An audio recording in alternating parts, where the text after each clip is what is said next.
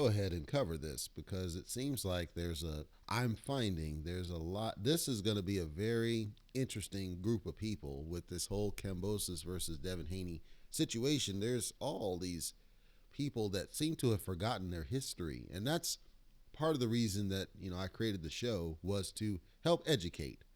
I understand that boxing's kind of been in a lull, and I understand that some people don't get it. They don't get where boxing was and what got us to this point and some of the fights that we had in the past. Let me refresh on what we're talking about in the topic and the issue, right? Because the issue is, I think it's not that bad. I think people just don't understand, and that's my goal, is try to help understand and bring some light into what got us here. So first of all, with the Kambosos and Devin Haney, he did a face-off with Kambosos, and the chat was around whether or not Kambosos had a choice to fight Devin or not. For those that don't remember, the chatter was around Lomachenko being the front contender. Of course, Lomachenko is out fighting in the war in Ukraine, and he decided to stay there. Kudos to him, but he decided to stay there, so that left Devin Haney. And so people are talking about, well, Devin's right. Really, Kambosos didn't have a choice but to fight him at this point. And I want to stress something. What they're saying, what Devin's saying, what all these certain group of people are saying is not true. It's not true that Kambosos had no choice. Here's where the history lesson comes into play. Before I get into the list of people, Bob Arum is a part of this because Top Rank's in it. He's doing some of the airing. It's ESPN being broadcast, as I understand it. Of course, it's happening in Australia. With Australia, they throw money at their fighters. They love their fighters. They love boxing. They love the sport. They love the business. They love all of it. And so they celebrate their fighters. They'll go crazy for their fighters. They go nutso for their fighters. They will absolutely pack stadiums for their fighters, even before the fighters have really shown anything, because that's just how supportive they are of boxing, the sport. Anytime they get an event out there, they're jumping out of the seats, which is why I was critical when Crawford refused to fight Horn in Australia like a coward. I wanted to see Crawford on that stage finally get the exposure he deserved, actually get to pack out a stadium instead of only, struggling to pack out his hometown. But we didn't get it. And so when you think of guys like Tim Tszyu, before he was a star, he was packing out stadiums out there in Australia. Jeff Horn was packing stadiums before Manny. Then Anthony Mundine, he was packing stadiums. We knew that Australia is a drawing place. That's what's made this able to happen, is largely where it's happening is Australia. If they were trying to book this in the United States, they would never pull this off. I guarantee you, because Devin Haney doesn't draw money, and Kambosos doesn't draw money in the United States yet. So there was no way they could make the fight happen anywhere other than Australia, because the A side in this fight is Australian. We know this. This is fact. It cannot be refuted. We see every single time when the fight's they want to happen in the United States, they can't seem to make it happen. When it's overseas, like Saudi or in Australia or even in Thailand or the Philippines, seems like they happen all the time, right? It's a different world, and there's a lot more to it in the United States. But this subset of folks, right? They're talking about that really Kambosos didn't have a choice. Let me break down some history for you. With A-side fighters can ask to fight whoever they want, and largely they can choose to fight guys who want less money. It's their choice because they're the A-side. They can say, just find me somebody who looks decent, good. Maybe they're a prospect, or they're fresh out of the AMs, or somebody who looks decent, good, and it'll help me kind of keep the steam. Keef, once upon a time Thurman, refers to it as a get back, quote unquote. Kambosos, remember, he's fresh off still his win against Teofimo Lopez. He could have taken a soft touch in the middle. We see numerous fighters that do that and have done that. Manny Pacquiao tried to do it and he failed, but he tried to do that. And not really failed because Lucas Matisse, right? That was a soft touch essentially. But Manny Pacquiao's done it. Danny Swift with Rod Salka. Nassim Hamed with Saeed Lawal. Crawford with Kavalauskas. Crawford with Amir Khan. Crawford with Kell Brook.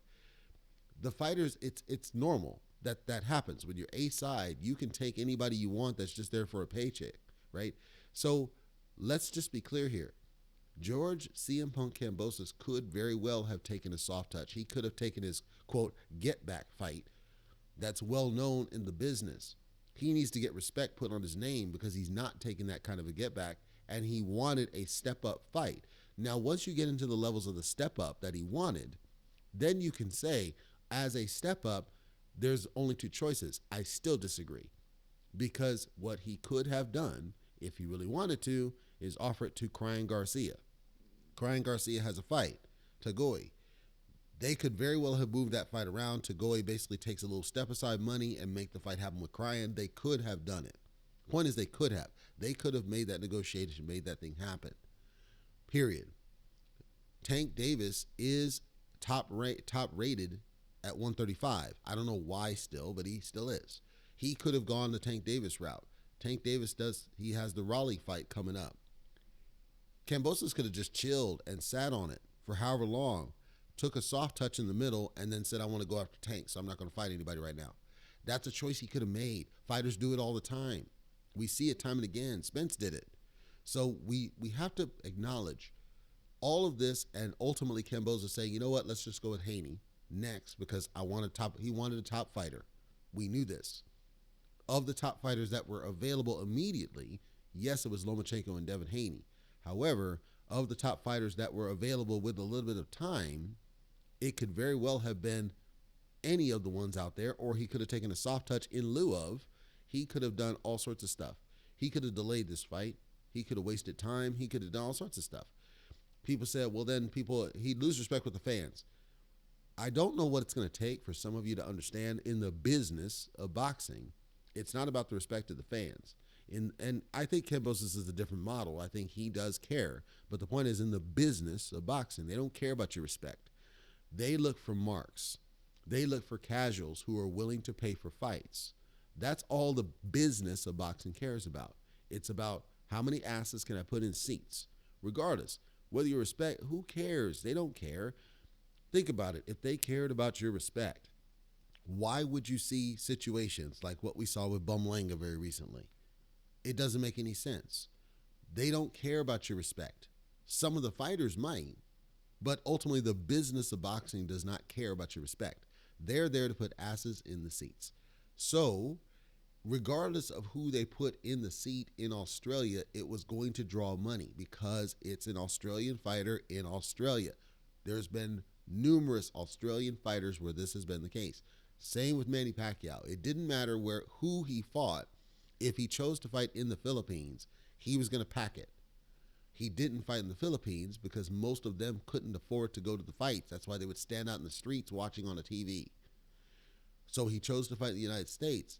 His drawing power declined in the United States because he took a loss to Jeff Horn in Australia. Jeff Horns was able to draw more money outside of Australia, but nowhere near what he could draw inside of Australia. Australia is a different beast. Kambosos could have fought anybody, and he's going to sell it out. And the business of boxing knows that. They care. They care about that money-drawing power. That's all they ultimately care about. At the end of the day, wherever you can draw the most money, that's where we want to book you. Why do you think that Bob Arum hesitated for so long putting Crawford in Vegas? Because he knew Crawford doesn't draw for nothing. He can't draw any money. Even in Omaha, he struggled to draw. So what does that tell you? It tells you that the business of boxing really cares about the guys that draw and where do they draw, and that's where they focus their attention. Give credit to Kambosos because he's not taking the soft touch that he could, that we're seeing other fighters take on a regular basis, like Keef. Keef, every time you turn around, he's doing a get-back fight. It's not even close. We have to make sure we're clear. This guy could have taken a variety of different fights, and he's choosing to fight a top guy, number one. He's choosing not to wait with a soft touch on somebody like Tank, and Tank would have been a bigger drawing fight regardless. Tank would have been a bigger fight, but the Tank fight would have had to have happened in the United States. It still would have drawn major money because it's Tank, and it would have drawn way more money than he's about to make fighting Devin Haney, simply because it's Tank and it's the United States. And it would give him more United States exposure, which, remember, Tyson Fury struggled with. And it wasn't until he did the trilogy with Deontay Wilder that he got the mainstream exposure, the true mainstream exposure. That trilogy set him. Tyson Fury didn't have to take the fight with Wilder. He chose that fight. Same thing. Tyson Fury could have gone a different direction. He could have gone straight after Joshua up front. And that would have been an easier win for him. but he went after the top dog after Wilder was calling him out. You got to understand, in the business of boxing, some of these guys know what the hell they're doing. Tyson Fury knew what he was doing in his approach. He knew what he was doing. If you look at Tim Tszyu very recently, I think he made a bad decision. He got the win, but he didn't look good doing it. But he needed to get the U.S. exposure. I think time will tell if Kambosos made a good or a bad decision. I'm simply saying it wasn't only down to Loma and Haney. We can't just look at who was available, and we can't just look at level. We have to look at who could the A side have chosen to fight, and the answer is anybody he wanted, because he's the A side. He could have fought anybody he wanted. He chose to fight either Loma or Haney. Loma wasn't available. That left Haney as a choice. He could have said, regardless of Loma or Haney, I want to take a soft touch like Keef Thurman, and gone that route, and then waited out Tank Davis and said, Tank, I want to fight you. You're highly rated at 135. If anybody had trashed, if he had gone that route and anybody trashed him for that, they're not a boxing fan. Because Tank is still highly rated at 135. And if he can make the 135, that would have been a hell of a fight. Hell of a fight. Way more exciting than what you're about to see with Kambosos and Devin Haney. And that's not trashing on Haney, but you know I'm telling the truth that Devin Haney doesn't have the style that's going to sustain that excitement. It's going to have that energy because it's Australia. I think the moment the thing gets into the trenches, when they're actually throwing punches, I think people are going to see this guy, Devin Haney, is going to win a boring, unanimous decision, take the belt. Nobody's going to be any excited. I think Devin then is going to avoid all smoke that he can because he's going to turn into another version of Teofimo until he eventually vacates. So I expect to happen. Again, nothing to crash on Devin Haney. He's got the credentials, he's got the backing, and he's got skill. But let's put some respect on Kambosos' name for not taking the soft touch that he could have, for not taking the bomb in the middle that he could have, for not waiting for Tank, or for not for waiting for Cryan, or for not for dragging somebody down at a catchweight, draining somebody down. He could have done all sorts of crazy stuff. And it doesn't matter in the business of boxing about the respect of the fans. It's what the A side could have done to maintain their A side, to keep their O. We've seen this story before. You know I'm telling you the truth.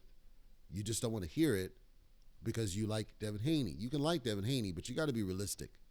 This was all about Kambosos being an A side and ultimately going where the best opportunity was for him to showcase that was available, because he would not have been able to showcase against Tank Davis. Tank Davis would have, I believe, destroyed the man easily. Cryan Garcia, I think, would have gotten him on a spark knockout. Not from skill to skill, I think just a spark knockout, and it is what it is, because Cryan would have been motivated to get that shot. Anybody else that Kambosos fought, he'd have taken him out too soon. It wouldn't have given him the rounds he needed. It wouldn't have helped him, and then if he went off and fought somebody else, he'd have taken a loss. Devin Haney was the best choice, and it was a choice of all the other options in order to showcase, put rounds in the books, and take a decent step-up fight that wasn't a terrible mismatch. Because I firmly see that somebody like Tank would have been a mismatch for the guy by far and away. Cryan would not have been a mismatch. I think Cryan's too fast. I think that's all that is. So let's respect Kambosos. He needs respect from everybody as the A side, doing what A sides do, but doing it better than other A sides have.